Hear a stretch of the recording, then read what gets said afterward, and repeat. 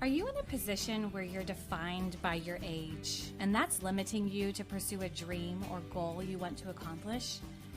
The More Than Your Age podcast is about having conversations with women who fully live their lives without being dictated or defined by their age. This is a space to encourage women who feel blocked to pursue a dream or goal based on their life circumstances. Welcome to the More Than Your Age podcast. I am your host, Erica Pasvar. Let's start living life fully and become more than your age. Have you heard of the concept time freedom?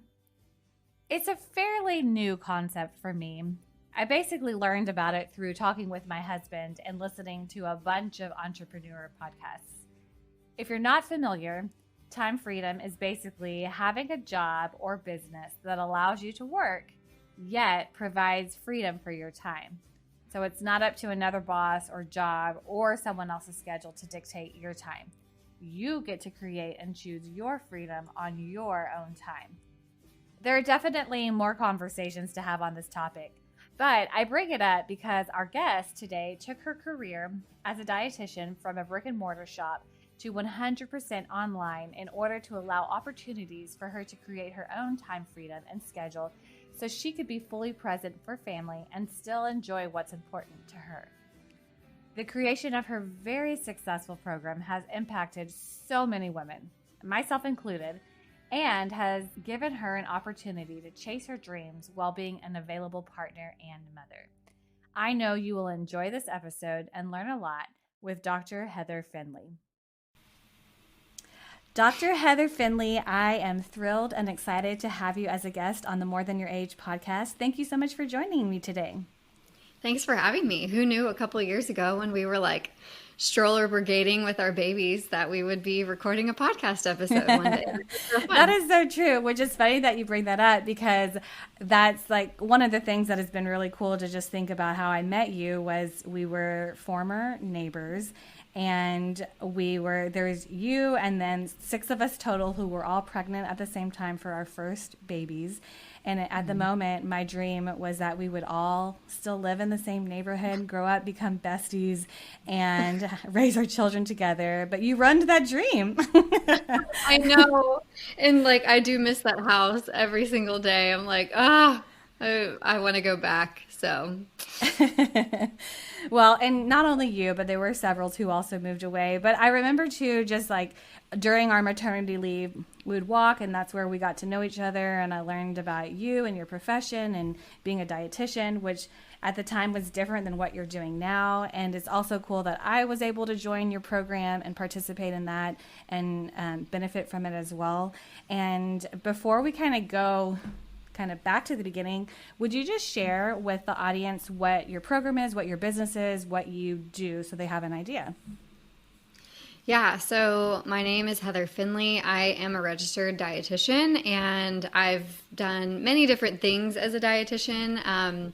But when I met Erica, I was working on building this online business. So like I said, I've done everything. I've worked in hospitals, I've worked in nursing homes, I've worked and triathlon clubs. I had my own private practice that was a brick and mortar at one point, which is what I was doing when I met Erica, seeing clients one-on-one in person, and was slowly working on building an online presence. And that was actually before the pandemic, before like Zoom and the internet. Being able to see people from anywhere was a cool thing. And so the pandemic actually really helped with that, which was one of the blessings that came out of a really hard time. But I'm a dietitian. I help individuals struggling with all types of gut issues. I struggled with my own digestive issues for 20 plus years. And so now it's my mission to empower other women to find relief from their digestive symptoms so they can truly live their lives to the fullest.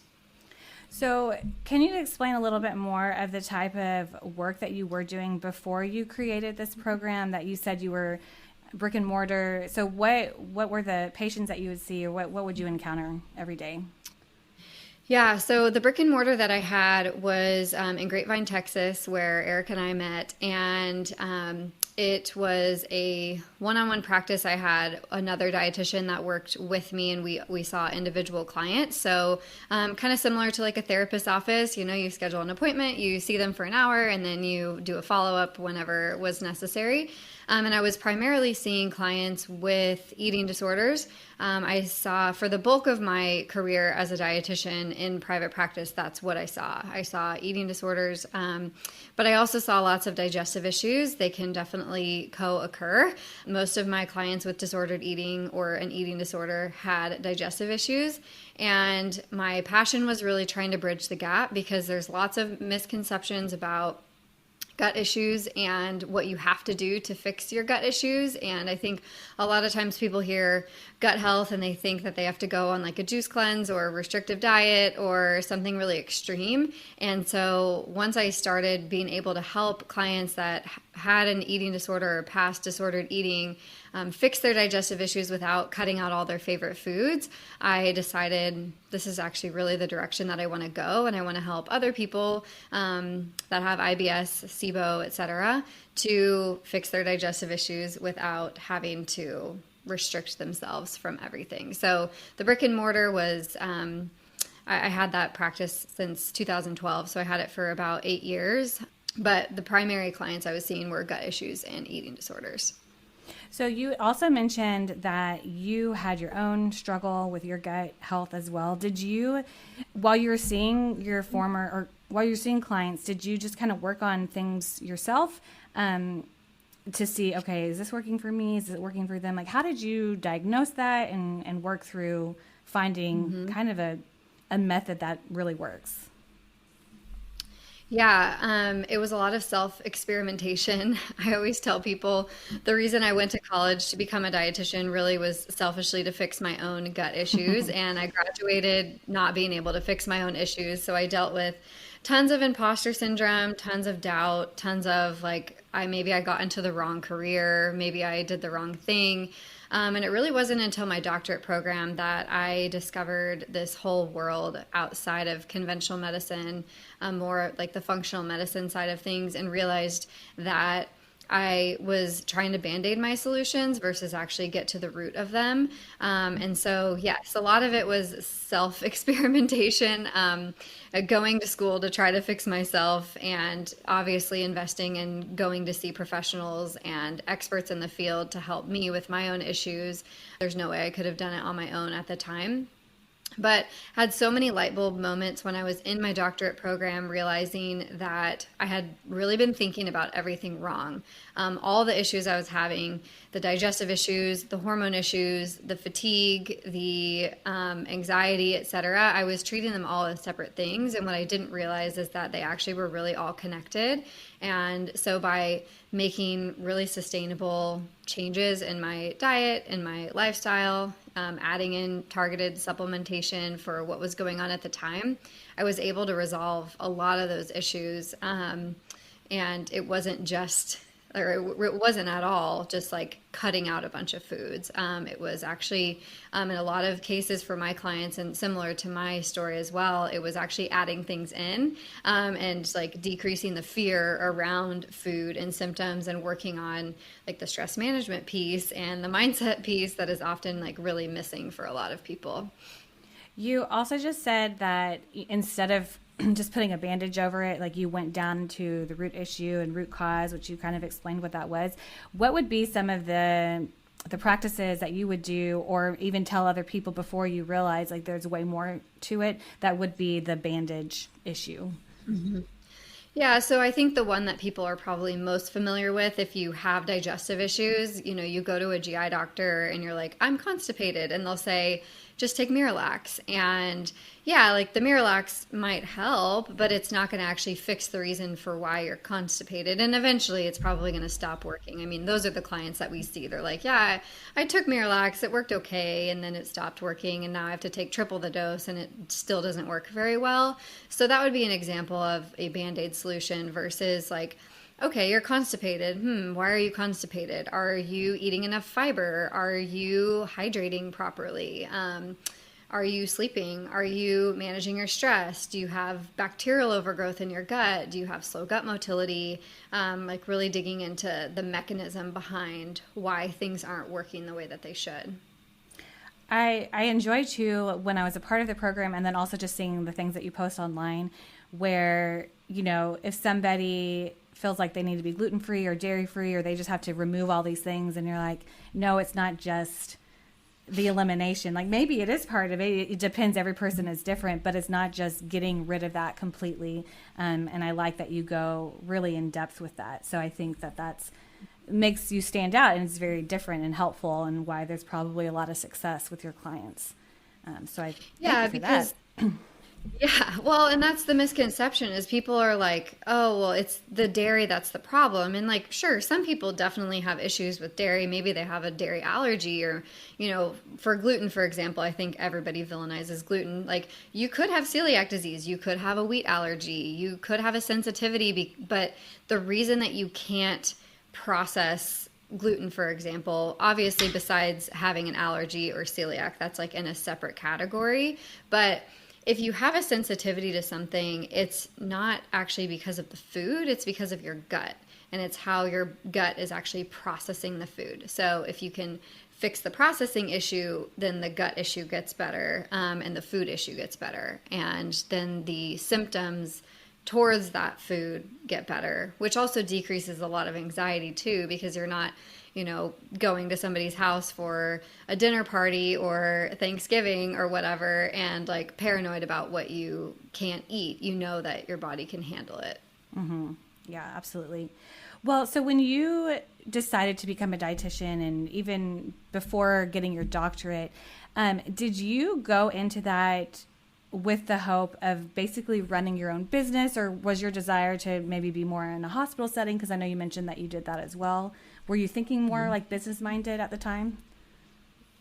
I definitely wasn't. Although now looking back, I'm like, I started and scaled my first business when I was 16 years old and I didn't know it. I started a swimming lessons business outside of my backyard pool, and I got really smart about it. I one summer worked like 10-hour days teaching all these kids how to swim, which I loved. I was a swimmer my whole life, and it was such a fun summer job. Like I could go home and I could be in the sun all day and teach kids how to swim, and it was great. But the next summer, I got really smart. I'm like, okay, so if I actually charge people less, but for like a 2 or 3 person swim class, I'm going to make more per hour. And so I remember making like close to $10,000 one summer because of teaching swimming lessons. And I was like, this is awesome. Like I'm teaching kids how to swim, which is a very important life skill, life-saving skill, right? And now I'm like making really good money that I can then support myself, partially with food and gas and whatever I needed through college. I was also really annoyed, as a side note. My mom was a CPA, and I remember her being like, "You have to pay taxes on that money that you made," and I'm like, "Oh, dang!" But that was my first lesson in business. Was like, "Oh shoot, now I got to pay taxes." But so I think I always had that entrepreneurial bone in my body, but I didn't realize it at the time. So when I went to school, my dream was actually to be a sports dietitian. I wanted to like work for a big sports team like the Texas Rangers or the Dallas Cowboys or, some college team.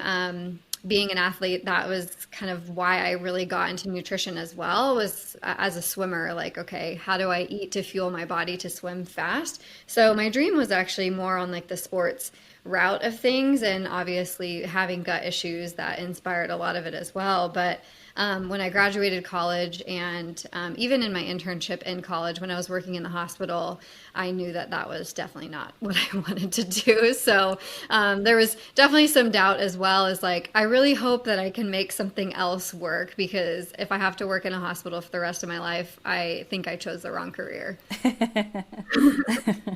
That's good that you recognize that.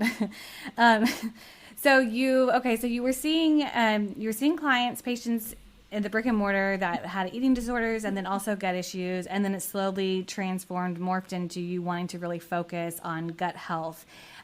So At what point or how did you decide I want to kind of transition from the brick and mortar to online? And what was your vision at the time? I don't know that I had like a specific vision, but I think the bigger picture was I want more time. When I really started thinking about this, I was pregnant with my first, which is when I met you, when we were all pregnant at the same time. I was pregnant with my daughter, and I was actually working another job at the time as well. I had a full-time private practice, and I also had a full-time job where I traveled a lot. I was doing marketing for an eating disorder treatment center, which is why I was so connected, like in the eating disorder world. And I knew that that was not going to be sustainable for after having a kid. I knew like I am going to be super busy trying to figure out how to be a mom, and I've never done this before. And I also knew I was going to want more time, but that honestly really didn't hit me until after I had my daughter.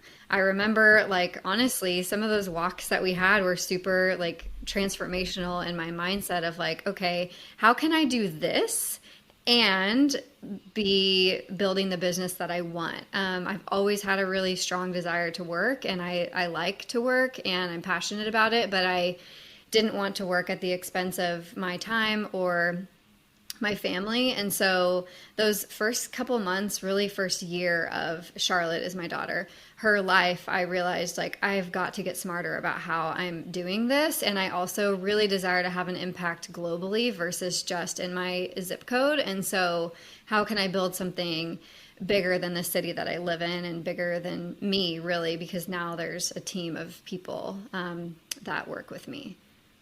So, in this desire to make this shift, how did you know, okay, I want to go globally? Like, how were you able to process like little steps to get you to where you are right now? I think it was just one step at a time. I didn't have the full vision of where I was headed. It just morphed throughout the time. So I realized, like, okay, one way I know that I can reach people online is through social media. You know, there's people have access to social media regardless of where they are in the world.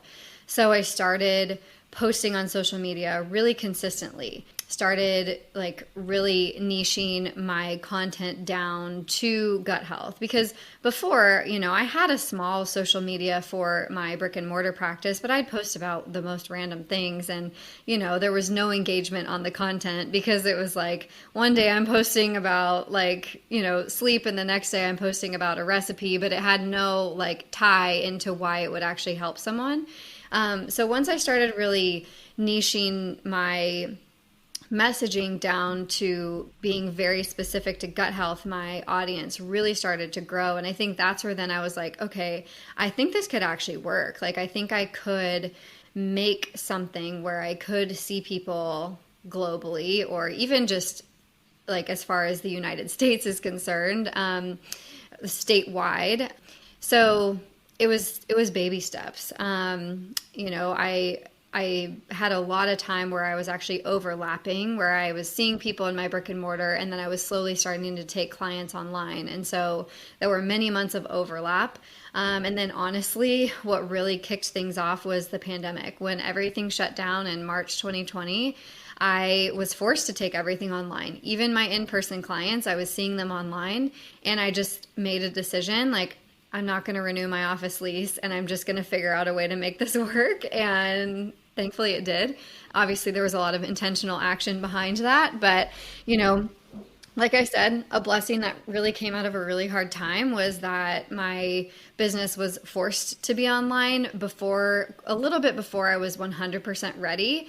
And then it exploded. And so it was a lot of putting pieces in place to be able to accommodate the demand that we had, which included obviously hiring people and training people so that I had help.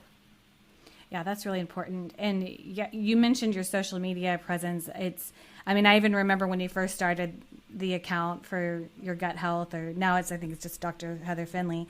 You know, remember that. And then now it's huge. Like, it's really impressive, the fact that so many people, I mean, it's obviously a need and a desire, and there's a lot of issues related to gut health. And so you're providing information that's really helpful. Did you, in the midst of creating and knowing that you wanted to make your social media presence a lot larger, did you have like a business coach? Did you just look at what other people were doing, or how did you know what to do to make it grow? Yeah, one of the best things I've ever done, and like the thing that has helped me the most, is investing in help. And so I've worked with many business coaches. The first business coach I worked with was right about when Charlotte turned 1. I made the scariest yes of my life and invested in something that was very expensive, but very worth it. And that really changed the trajectory of everything, because she not only taught me how to message and market myself online, but she also taught me how to create a really transformational program. And it would have taken me years to do what she taught me in 6 months. And so looking back, that's probably one of the best investments I've ever made, if not the best investment, just because it was the first one that I made, and it really shifted the trajectory of everything. And obviously, I've invested in many other coaches and programs and things since, but that was life-changing, because there's no way that it would have grown as fast as it did without support and help from someone who actually knew what to do. It would have been easy to just kind of follow along with what other people are doing, and I've seen many other dietitians do that, and it takes them a lot longer to reach their goals, just because they're not, just like, we are the experts in food and nutrition, and obviously in different sectors. My expertise is gut health. Maybe someone's expertise is hormone health, or whatever it might be. There are other experts. And so part of the mindset there too is like, if I expect people to invest in me, then I need to be comfortable and okay investing in myself, because I need to be the best version of myself so that I can be the best coach, dietitian, nutritionist, for this program to help my clients. Yeah, that's huge. And it's good that you were aware of that, and aware that you can't do it all on your own. Like, you have your skills, and there's somebody else that has another skill that can assist you and guide you along the way. And then I think that's huge for anyone who's jumping into a business or, something like this, to make sure that they invest appropriately, to what would be beneficial and helpful for them.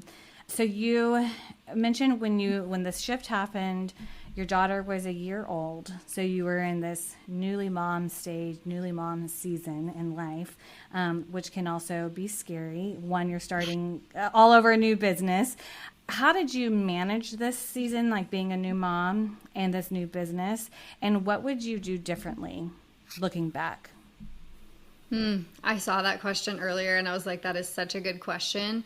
There's probably a lot of things I would do differently, but it's kind of one of those things too that, like, you don't know until you know. I would have invested earlier. I did try to figure it out on my own, probably for a year, because this dream really started like literally the moment I had her. This dream was like, okay, I remember sitting there nursing her, just crying, like, I can't go back to work. Like, I do not want to go back to my brick and mortar. I don't want to be away from her. I don't want to be working 40 hours a week. Like I said, I love to work, but I also really value my family. And so I would have invested earlier, and I would have asked for help in other areas, just little things. Like, I think I was trying to prove to myself that, like, I could do it all. Like, I could be the mom that, like, was home and present, and also, like, had a clean home and meal prepped and had this successful business, and, like, just little things, like being okay, like saying yes to someone coming to clean my house so that I could spend that time working on building my business or being present with my family. I would have made decisions like that earlier. That's probably the biggest thing, is like being okay asking for help, whether it was for like household things or even help from my husband. He's like totally willing and supportive to help. And that's honestly probably part of the reason that I was able to do this, is I do have tons of help at home, not only in like having a great partnership with him, but also from family as well. And so that really made it possible. You had also said that, you didn't want to work 40 hours and be away from your daughter, and being married to someone who is also an entrepreneur. I know that when you run your own business, you tend to work a lot more. So have you been able to find a decent balance, or how has that looked like now that you have this really successful business?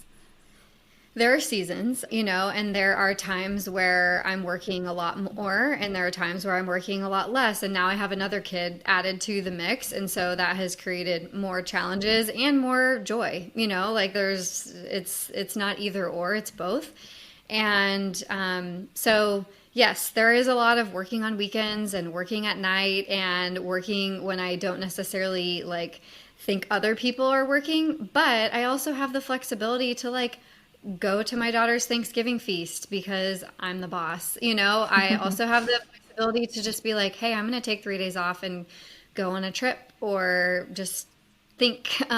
Because a lot of being an entrepreneur, as you know, from being married to Richard, is you just need time to think and like dream and not be like so in the weeds. And so I've given myself permission to do that. And I guess maybe I'd add that to the list of things I would have done before is like try to have like space in my calendar to just think and be versus like just doing.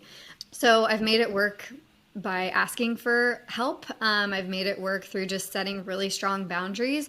And I think also deciding like what is a valuable task and what is not. I could spend 60 hours a week working on my business, but that wouldn't necessarily make it any better. And so I've really had to decide like what are the most valuable things that I can do to make my program better, obviously market the program to continue to enroll people in the program, but also what things do I not need to do, and that lesson I learned even more significantly after my second was born is I was hardly working after he was born, and we still were enrolling people into our program.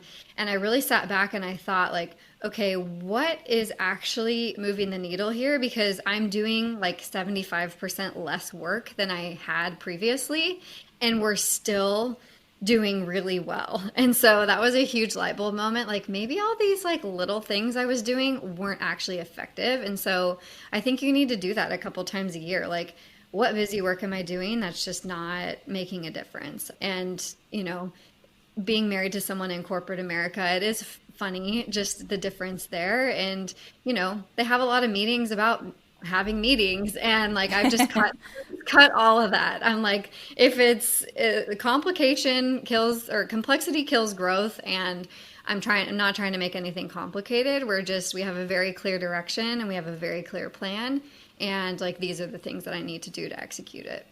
Yeah, that was a great answer. I love hearing that. Just being able to reflect on everything. So I'm like, noted, I'm going to jot some of this down. And I'll tell her, hey, honey, listen to minute 23 through 26 of the podcast. I think this is really good. No, but it's really good. So now we're, everything, your business is really successful right now. What's in the future? What are you looking forward to taking your business, and what's next? Yeah, what's next is a couple things. I have a book coming out in about a month from the date we're recording this, so maybe it will already be out when this airs or around the time, I don't know. But I wrote a book. It's called The Happy Healthy Gut Cookbook, and it's really just designed to help people identify the sources of their digestive symptoms. And there's tons of recipes at the end, like 50 plus recipes that I'm excited about. So that's next is the book launch. We have some other projects in the works that are more like on kind of the supplement side of things, which I'm really excited about. And really like the vision now is I've started doing tons of speaking and teaching. And so I love working with other dietitians and other health professionals, either in expanding their knowledge of gut health and also helping them to grow and scale their businesses as well. So I have 2 programs now for practitioners, which I plan to grow in 2023, and I'm excited about that. Look at you, Heather. I'm so proud of you. It's just really exciting. And I know I mentioned this before we started recording, but I did request your cookbook for Christmas, and I'm excited about it. And the 50 plus recipes, let's go. Let's do this. I can't wait to try them out and and see what they consist of. But like I mentioned, you know, I've personally been able to see you grow from just when we met several years ago through being a part of your program and now hearing all the next steps that you have and what's coming up. It's really exciting and it's encouraging and motivational as well, just for me or any entrepreneur themselves as well. And even if you're not, just being able to see like what you've done in your season in life and where you've taken that. You chose to take a risk regardless of your life circumstance, which, I mean, it's scary, right? Mm-hmm. And the whole point of this podcast is to encourage women to just take those risks, don't limit themselves based on their season or their age. And so if you can encourage one woman who feels limited or fearful to take a risk based on her current season in life, what advice would you give her? Ooh, I love that question. I would say a couple things. One is it doesn't have to be either or. It can be the both and. You can be both a good mom and a successful business owner. I think a lot of times people think that they have to choose. Like, I either can be a great mom or I can choose my career, and you can choose both. And it's very fulfilling. So there's a lot of both and situations. Whether you are a mom or not, you can have both things. And the other thing that I would say is something that someone once told me was go ugly early. And I know that sounds like really weird advice, but if you're waiting for the perfect time, or you're waiting for things to be in a different season of your life, or you're waiting until, specifically, I know a lot of the dietitians I work with, they're like, I just don't know enough, or I'm not experienced enough, or I'm not the expert. If you're waiting to know enough, you never will. I obviously know a ton about gut health, but there's still things that I don't know. And you will always have things that you don't know. And that's the beauty of having a career like this, is you will continually learn. And so going ugly early really just means like giving yourself permission to not let it be perfect in the beginning. Obviously, my business in the beginning and the things that I recommended to clients even 3 years ago is a lot different than what we do now, and that's just part of it. And so when you give yourself that permission, you will actually take the steps to having that both and versus like feeling stuck in kind of that perfectionistic tendency that I think a lot of us land in. Yeah, go ugly first. Well, and you had also mentioned earlier too that you felt you had this imposter syndrome when you were working with clients, and if you let that stop you at that time, like you wouldn't be where you are now if you just let your mind go crazy, which we often can do. So I think that that's a good piece of advice. I appreciate that. Well, Heather, thank you so much for taking your time to join us today. I will put in the show notes where people can find you, where they can get your book. If they're interested in your gut program, I can attest that it was life-changing for me and it helped me so much. I won't let everyone know all the details about what I was struggling with. Yeah, that's for another podcast. Maybe someone else's, not mine. But I just think it was so valuable, and even the content that you post out, like it's such good reminders. And we'll share all that information so people can learn from you, and if they have questions, they can reach out. So thank you so much, Heather. Thanks for having me. This was so fun.